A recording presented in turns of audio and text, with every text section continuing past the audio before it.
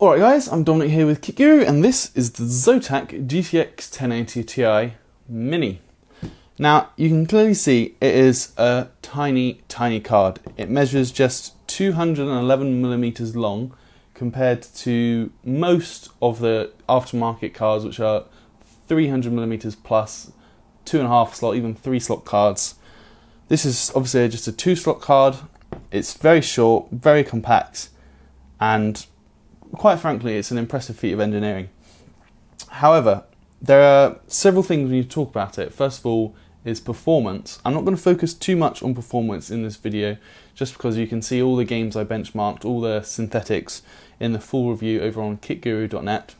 But essentially what you need to know about the Zotac GTX 1080ti Mini is that it is essentially on par, just behind the 1080 Ti Founders Edition from Nvidia. Now, you might be wondering, why is that? I know that the Mini has a 38 MHz boost clock overclock when compared to the Founders Edition. The reason and the focus of this video is because of cooling.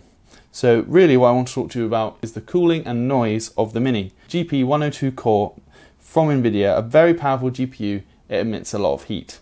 That's the reason why so many different aftermarket board partners have gone with sort of big cards, because they want to dissipate the heat and keep everything nice and quiet, nice and cool.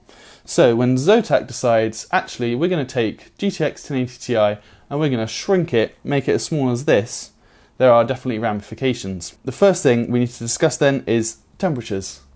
Out of the box, this thing will run at 84 degrees constantly.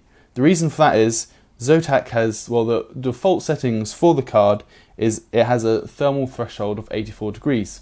If you raise it using software, MSI, Afterburner, what have you, Zotac have their own software as well. Can't remember what it's called off the top of my head. It's something Storm, I think. But if you raise the temperature threshold, that is essentially how hot the card will run. If you give it the extra headroom, it will take it. So when I raised it to the maximum, which is 90, it was running at 90. So essentially this card will be as hot as you allow it, essentially, but if you just plug it in and leave it, it's going to run at 84 degrees the whole time, which is very similar to the Founders Edition. However, I did find this Zotac Mini, because it was getting so hot, it was actually GPU boost was bringing the frequencies down. So it is rated at a boost clock of 1620 MHz. GPU boost does take it beyond that, so in actual fact I saw it settle around 1640. It was just below 1640 MHz, which was where, after looping Firestrike for who knows how many times, it was eventually hovering between 1630, 1640. It always does bounce around a little bit, but that's eventually where it settled. The 1080 Ti Founders Edition, on the other hand, same test, same chassis, same settings, everything. That eventually, the boost clock on that would eventually settle around 1680 MHz.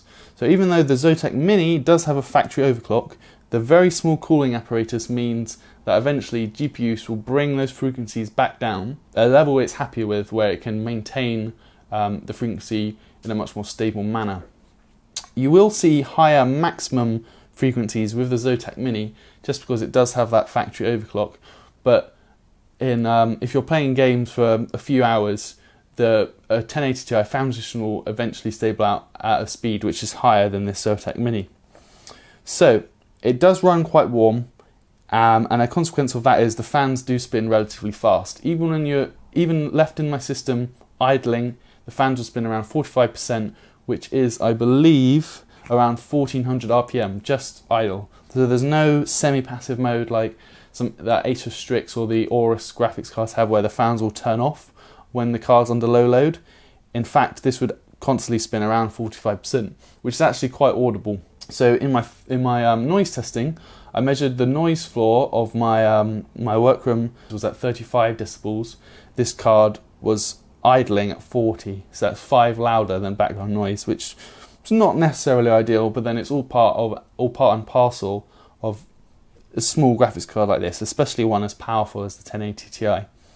Under load then, the noise level peaked at 47 decibels, which is around 2.5 louder than a 1080 Ti Founders. What you're getting with the Zotac Mini, the GTX 1080 Ti Mini, Founders Edition speed, slightly slower, but in the real world it's no more than a couple of frames per second difference, despite the factory overclock.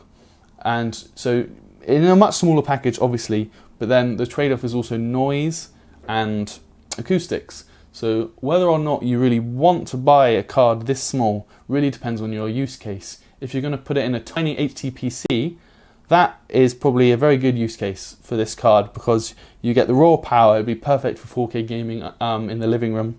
And if you've got your speakers on, you've got a headset on, the noise and temperatures aren't really going to mean much to you. For such a small card, I'm actually impressed. There's obviously the trade-offs, but Zotac's done very well to get a GTX 1080 Ti in such a small package, but there's trade-offs, so it really depends, do you need something this small?